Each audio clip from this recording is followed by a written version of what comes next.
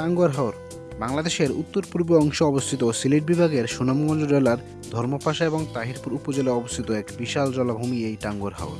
এই হাওরটি প্রায় 100 বর্গ কিলোমিটার জায়গা জুড়ে অবস্থিত। আজকের এই ভিডিওতে আপনাদেরকে দেখাবো কিভাবে খুবই কম খরচে টাঙ্গুয়ার হাওর আমি একদিনে ঘুরে এসেছিলাম এবং কোন কোন জায়গায় ঘুরে এসেছিলাম তার সম্পূর্ণ বিস্তারিত আপনাদেরকে আজকের এই ভিডিওতে দেখাবো। তাহলে চলেন দেরি না করে ভিডিওটি শুরু করা যাক। আমাদের টাঙ্গুয়ার হাওর ভ্রমণটি শুরু হয়েছিল ঢাকা সায়দাবাদ থেকে। এখান থেকে আমাদের বাসটি রাত 10:30 সময় ছেড়ে যায়। এরপর আমরা পরদিন ভোরবেলায় পৌঁছে যাই নেত্রকোনার কলমাকান্দার বাদশাগঞ্জ ঘাটে। ওইখান থেকে শুরু হবে আমাদের টাঙ্গুয়ার হাওর ভ্রমণের যাত্রা। আমরা বোটে উঠে সকালে নাস্তাটা সেরে নিই। তারপর আমরা বাদশাগঞ্জ ঘাট থেকে আস্তে আস্তে চলতে চলতে আমরা মেইন হাওরের দিকে চলে যাচ্ছি।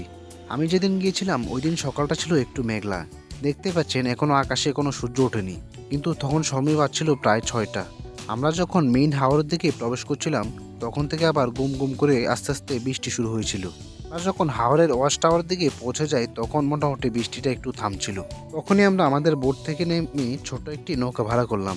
এটা দিয়ে আমাদের যেতে হবে ওয়াচ টাওয়ারে, আর এটার ভাড়া নিয়েছিল 20 টাকা করে জনপ্রতি। আর আমার এই ট্যুরটা কিন্তু হচ্ছে একদিনের একটি ডে ট্যুর। সেই ক্ষেত্রে আমরা কিন্তু কোনো হাউস বোটে থাকবো না, আমরা হচ্ছে ট্রলারে করে সারাদিন ঘোরাঘুরি করব এবং রাতে ব্যাক করব। ওয়াচ টাওয়ারে যাওয়ার সময় বন্ধুদের সাথে মজা করেই হাওরে লাফ দিয়ে নিই। তারপর এখানে কিছুক্ষণ ডুবুডুবি করেই তারপর ওয়াচ টাওয়ার দিকে চলে যাচ্ছি। দেখতে পাচ্ছেন ওয়াচ টাওয়ারে এখানেও সবাই নিজেদের বন্ধুদের সাথে বল নিয়ে খেলাধুলা করছি, কেউ পানিতে ডুবুডুবি করছি। আবার একটা জিনিস খেয়াল করে দেখবেন, এখানে কিন্তু পানি কম। যেহেতু আমি সিজনের প্রায় শেষ দিকে এসেছি তাই এখানে এখন পানি কমই পাবেন। ভালো লাগার জিনিস হচ্ছে সিজনের শেষ দিকে হওয়া এখন কিন্তু মানুষের চাপ অনেকটাই কম। দেখতেই পাচ্ছেন সবাই কত মজা করে গান গাইছে আর নাচানাচি করছে, অনেক আনন্দ হচ্ছিল। তারপর আস্তে আস্তে করে ওয়াচ টাওয়ারের উপরের দিকে উঠলাম আর হাওরটাকে মন ভরেই পুরো দেখলাম। ওয়াচ টাওয়ারের উপর থেকে টাঙ্গুয়ার হাওরের পুরো সৌন্দর্যটা আসলে মন ভরেই দেয়। ওয়াচ টাওয়ারের উপর থেকে যে হিজল গাছের যে বাগানগুলো দেখা যায় এখান থেকে অনেক সুন্দর দেখা যায়। দেখতে পাচ্ছেন পুরো হিজল গাছের বাগানটা ওয়াচ টাওয়ারের সামনেই। এরপর আবার আস্তে আস্তে ওয়াচ টাওয়ার থেকে নিচে নেমে যাচ্ছি, কারণ আমাদের আবার যেতে হবে টেকের ঘাট। ওইখানে হচ্ছে আমাদের দুপুরে লাঞ্চ করা হবে।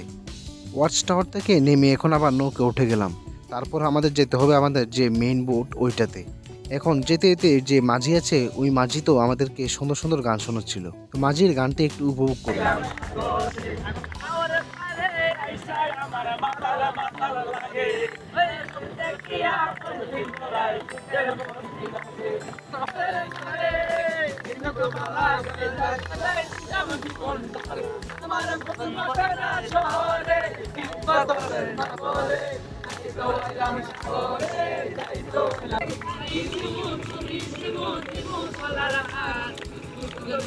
গান শুনতে শুনতে আমরা আমাদের বোটের কাছে চলে এসেছিলাম। আবার ওইখানে পরিষ্কার পানিতে গোসল করে তারপর আমরা আমাদের বোটে উঠে গিয়েছিলাম। তারপর কাপড় চোপড় চেঞ্জ করে রোদ একটু বসেছিলাম। তারপর আস্তে আস্তে টেকের ঘাটের দিকে যাচ্ছিলাম। দেখতে পাচ্ছেন এখান থেকে মেঘালয়ের যে পাহাড়গুলো অনেক সুন্দর দেখা যাচ্ছে। দূর থেকে আসলে মেঘালয়ের পাহাড়গুলো অনেক সুন্দর দেখা যায়, আর কাছ থেকে তো আরও সুন্দর। আস্তে আস্তে যেতে যেতে দেখবেন। তো আমরা এখন চলে এসেছি টেকের ঘাটে। এখানে হচ্ছে আমাদের নৌকাটা নোঙর করবে।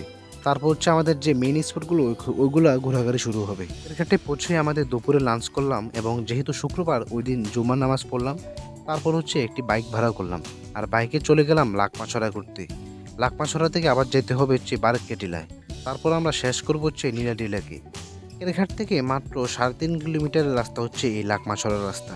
এখানে চাইলে হেঁটেও যেতে পারবেন, আবার বাইকে করে যেতে সময় লাগে 3 থেকে 4 মিনিট। আমি এখন পৌঁছে গেলাম লাকমাছড়া পয়েন্টে। এটি হচ্ছে বাংলাদেশ এবং মেঘালয়ের সীমান্তবর্তী একটি এলাকা। আর এখান থেকে দূরবর্তী যে একটি ঝর্ণা দেখা যায়, অসাধারণ একটি ঝর্ণা। এই ঝর্ণা দিয়ে মেঘালয়ের পাহাড় থেকে বয়ে আসা যে শীতল পানি তা ধরলে আসলে মনটা শান্তি হয়ে যায়। এখানে চারিপাশটা এত সুন্দর যে আপনার এখানে বসে থাকতেই মনে চাইবে। কিন্তু আমাদের হচ্ছে একদিনের ডে ট্যুর, তাই আমাদের এই স্পটটা তাড়াতাড়ি শেষ করে আবার চলে যেতে হবে বারিককাঠিলায়, কারণ বারিককাঠিলা অনেক সুন্দর একটি জায়গা। এখন লাকমাছড়া পয়েন্ট ঘোরাঘুরি শেষ করে আবার রওনা দিয়েছি বারিককাঠিলার উদ্দেশ্যে। আর যাওয়ার পথে যে মেঘালয়ের পাহাড়গুলো দেখা যায় তা আসলে মন কাড়ানো একটি সৌন্দর্য। আসলে মাঝে মাঝে মনে হচ্ছিল যে এখানে যদি থেকে যেতাম তাহলে জীবনটাই নিয়ে কত সুন্দর হতো। আধা ঘন্টা সময় লেগে গেছিল এই বারিককাঠিলা আসতে। দেখতেই পাচ্ছেন বারিককাঠিলা থেকে জাদুঘাটা নদী আর মেঘালয়ের পাহাড়ের কত সুন্দর একটা ভিউ। এখানে আসলে আসলে মনটা জুড়িয়ে যায়। আসলে এই বারিককাঠিলাটি হচ্ছে টাঙ্গুয়ার হাওরের মাঝে একটি উঁচু টিলা। যা প্রাকৃতিকভাবেই তৈরি হয়েছিল, যার মধ্য থেকে টাঙ্গুয়ার হাওরের সুন্দর একটি ভিউ পাওয়া যায়। আর যে মেঘালয় আর জাদুঘাটা নদীর যে একটা ভিউ, এটা তো আসলে মন কাড়ানো। যারা আপনারা যান নাই তারা তো বুঝতে পারবেন না, কারণ মোবাইলে এই ভিউ বোঝানো সম্ভব না। বিকালবেলা এখানে কত মানুষ ঘোরাঘুরি করছে, যে একটা ভিউ দেখা যায়। আসলে এই ভিউটার জন্যই অনেকটা পথ পাড়ি দিয়ে এখানে আসতে হয়। আসলে এই ভিউটার জন্যই এখানে আসাটা সার্থক। আমরা এইভাবে বারিকাটিলায় কিছুক্ষণ ঘোরাঘুরি করছিলাম। তারপর আবার যেতে হবে নীলেডি লেকে, কারণ নীলেডি লেক হচ্ছে আমাদের বাইকের ভাড়ার শেষ স্পট। ওইখানে আমাদেরকে নামিয়ে দিবে, আর আমাদের বাইক ভাড়া নিয়েছিল 150 টাকা। তো আমরা এখন চলে আসলাম আবার নীলেডি লেকের পাশে। দেখতে পাচ্ছেন, এটা হচ্ছে নীলেডি লেক। নীলেডি লেককে কিন্তু আবার শহীদ সিরাজ লেকও বলা হয়। এই লেকটি হচ্ছে একটি কৃত্রিম লেক, যা হচ্ছে টেকেরঘাটে অবস্থিত। আর এই লেকটি উৎপত্তি হয়েছিল একটি চুনা পাথরের যে খনি, ওইখান থেকে খনন করতে করতে তারপর এখানে একটি কৃত্রিম লেক তৈরি হয়ে যায়। লেকের নীল স্বচ্ছ পানি এবং তার পাশে সবুজ ঘাসের গালিচার সৌন্দর্য যেন মনটাকে জুড়িয়ে দেয়। আর তাই তো এই লেকটিকে ভ্রমণ পিপাসুরা নাম দিয়েছে বাংলার কাশ্মীর নামে, কারণ এটাকে কাশ্মীরের থেকেও কম মনে হয় না। আপনি যদি সিজনে আসেন তাহলে দেখতে পারবেন এখানে অনেক মানুষ, আর যদি অফ সিজনে আসেন তাহলে এটার অন্য একটি রূপ দেখতে পারবেন, কারণ তখন মানুষ বেশি থাকে না। আর বর্ষাকাল হচ্ছে এখানে আসার সর্বোত্তম সময়, কারণ এই সময় ঘাস এবং হাওর দুটোটাই জীবন্ত থাকে। তখন পাবেন পর্যটকও বেশি, আর প্রকৃতির যে একটা আসল সৌন্দর্য তাও পাবেন। কিন্তু পর্যটক বেশির কারণে হয়তোবা উপভোগ করতে পারবেন না ভালোভাবে। আর অফ সিজনে আসলে পর্যটক কম পাবেন, কিন্তু প্রকৃতির যে সৌন্দর্যটা তা ভালোভাবে উপভোগ করতে পারবেন। এই লেকের মধ্যে বিকেলে সময়টা কাটানোর জন্য বেশ সময়। আমি এখানে অনেকক্ষণ বসেছিলাম আর বন্ধু বান্ধবের সাথে আড্ডা দিয়েছিলাম। খুবই একটি সুন্দর সময় কেটেছিল। যদি ভালো লেগে থাকে তাহলে চ্যানেলটিকে সাবস্ক্রাইব করবেন আর লাইক দিয়ে পাশে থাকবেন। ধন্যবাদ সবাইকে। দেখা হচ্ছে আবার নতুন কোনো ভিডিওতে।